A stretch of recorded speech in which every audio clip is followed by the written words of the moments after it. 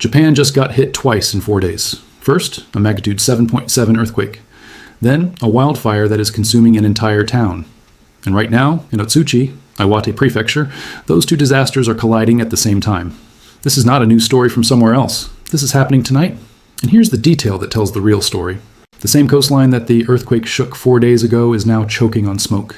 The Japan Meteorological Agency has issued a special week-long earthquake alert for 182 municipalities across 7 prefectures, including Iwate. Authorities are telling residents to stay vigilant for aftershocks, while they are also telling those same residents to evacuate from fire.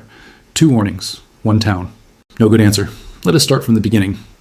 Because to understand what is happening right now, you have to watch the week accelerate. Monday, April 20th, 2026, 4:52 p.m. local time.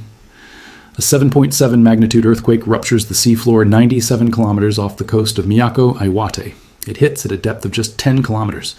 Shallow enough to displace the ocean, shallow enough to send a warning to every coastal town on the Senryuku coast within minutes. The Japan Meteorological Agency issues a tsunami warning immediately. Forecast. Waves up to 3 meters.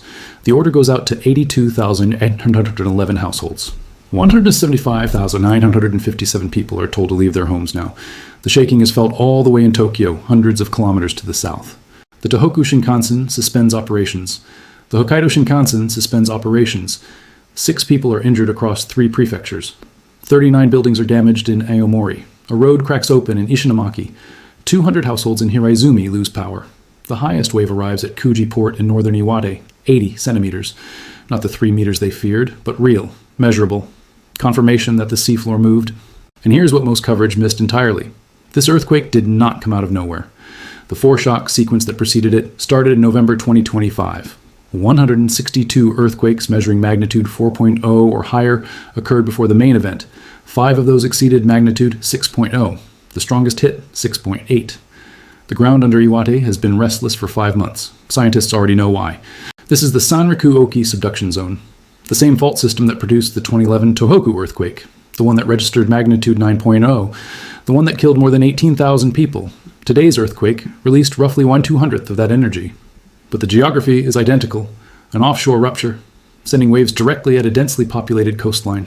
In minutes, the people of Iwate have been running the same drill for 15 years. They know what the sirens mean. They know which roads to take. They know because the ones who hesitated in 2011 did not survive. And on Monday evening, they ran again. The tsunami advisory was lifted. People came home. The special quake alert remained in place for 7 days. 182 municipalities, Iwate on the list. Then, 48 hours later, the ground stopped shaking, and the mountains started burning. Wednesday, April 22nd, 2026. A wildfire breaks out in the mountainous area above Otsuchi town. Not a campfire, not a small brush blaze. Cedar forests, dry as paper, igniting fast and moving faster. By Thursday, it has burned over 200 hectares. By Friday morning, that number is nearly 200 hectares. And it is still not contained. There's no timeline for containment. That is the phrase authorities used. No timeline. 700 firefighters have been deployed. 13 aircraft mobilized, including self-defense force helicopters running water drops since before dawn. Firefighting crews have been requested from 5 separate prefectures: Hokkaido, Yamagata, Fukushima, Tochigi, Niigata. When a single prefecture has to call in help from 5 others, that tells you the scale of what you're dealing with. A local firefighter on the ground told TV Asahi what it sounds and looks like from inside. He said the sound was crazy. All these cedar trees cracking as they burned, sending flames and smoke soaring. Cedar trees. That detail matters more than any other in this story. Japan planted cedar forests across its mountainous interior for decades. Post-war timber policy. Millions of hectares blanketed in a single species. A species that burns hot, burns tall, and burns fast. A species that drops the humidity in surrounding air as it combusts. A species that was planted in the exact mountain ranges directly above coastal towns like Otsuchi.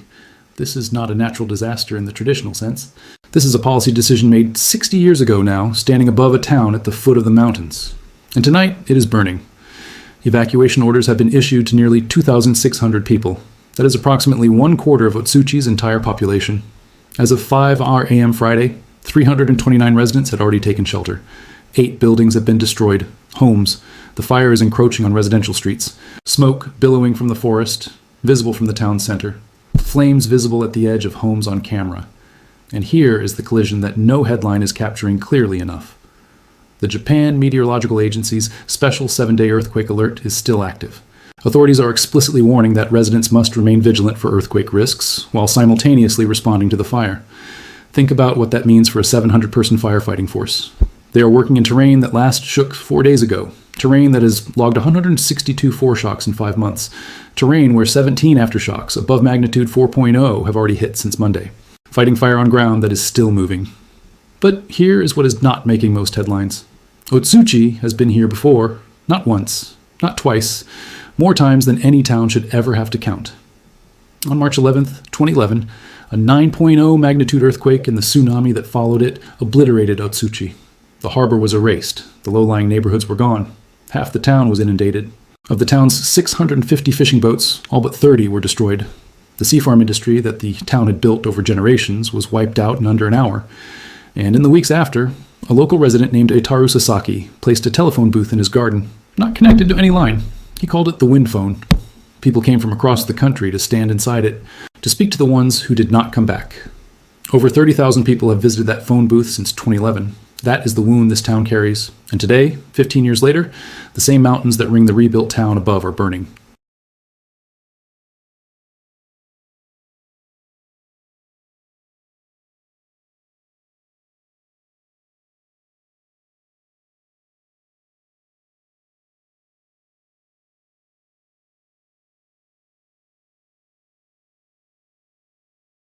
This is not the first time Iwate has burned in recent memory either. That is the part that should alarm people. In February 2025, just 14 months ago, a wildfire broke out in Ofunado City, also in Iwate. That fire started February 26, 2025. It burned 1,900 hectares, roughly half the size of Manhattan. It destroyed at least 84 buildings. 1 person died. 222 people took shelter at evacuation centers. When it was finally declared contained on March 9, 2025, Japan's authorities called it the largest wildfire in the country in more than half a century, the largest in 50 years. And now, just 13 months later, another fire is burning in the same prefecture. Not as large yet, but not contained and growing. The government spokesman Minoru Kihara stood before reporters Friday morning and confirmed the numbers. 400 hectares at that briefing. By the time he finished speaking, it was more. Here is the systemic story that every report is dancing around but not saying directly. Japan's wildfire risk is fundamentally changing. Increasingly, dry winters are creating conditions that Japan's forests were not planted to survive. The cedar monocultures that blanket Iwate's mountains hold almost no moisture diversity. A mixed native forest buffers fire differently. A single-species plantation burns like a fuse, and Japan has planted these fuses on every slope above every coastal town on the Senriku coast. For decades, Japan could rely on winter humidity to suppress ignition risk. That buffer is shrinking. 2025 delivered the worst wildfire in 50 years. 2026, the fire broke out again. Same prefecture, different town, same mountains, same cedar, same dry winter. And this time, the fire broke out 4 days after a magnitude 7.7 earthquake shook the same coastline. The earthquake loosened soil. Aftershocks have been rolling through the ground since Monday. Firefighting helicopters are running water drops on terrain that is seismically active. No one is saying this part out loud, but it matters. Landslide risk in fire terrain is already elevated. Landslide risk in fire terrain that just experienced a major earthquake is a different category of danger entirely. 700 firefighters are working in that terrain right now. And on Maui, they already know what the second disaster looks like. In August 2023, the Lahaina wildfire killed 101 people. Then in March 2026, the same fire-scarred ground flooded, because burned terrain sheds water faster than healthy soil. Because the same forces that make a community vulnerable to fire make it more vulnerable to what comes next. The pattern is not a coincidence, it is physics. And in Otsuchi, tonight, a community still rebuilding from a tsunami that killed thousands 15 years ago is watching fire come down the mountains, while aftershocks continue rolling through the ground beneath their feet. Here's what happens next. The fires in Otsuchi are still burning. The burned area is approaching 1,200 hectares and growing. There is no containment timeline. The JMA earthquake alert covering Iwate runs through the end of this week. More aftershocks are expected. The cedar forests above town are fully dry. Wind conditions that pushed the fire toward residential streets on Thursday night have not permanently changed. The 700 firefighters on the ground are running on no sleep. The helicopters will resume water drops at dawn, and the 2,600 people under evacuation orders are waiting to find out if the town they rebuilt after 2011 is still standing, waiting for the fire to stop, waiting for the ground to stop shaking, waiting for someone to give them a timeline. And right now, no one has one. In Otsuchi, they have buried the dead from a tsunami They have built a phone booth to talk to the people the sea took. They have done the work of reconstruction that takes a generation and costs everything. And tonight, the mountain above them is on fire.